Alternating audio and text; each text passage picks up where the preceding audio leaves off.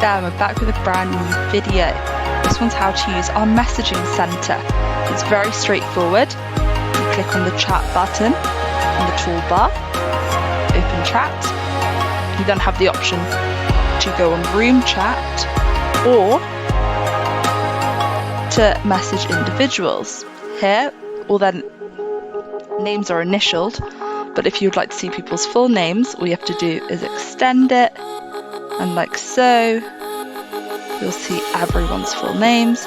Or you can equally search for someone, search for Louise for example, type a message here. You can also add files or emojis and then send, or equally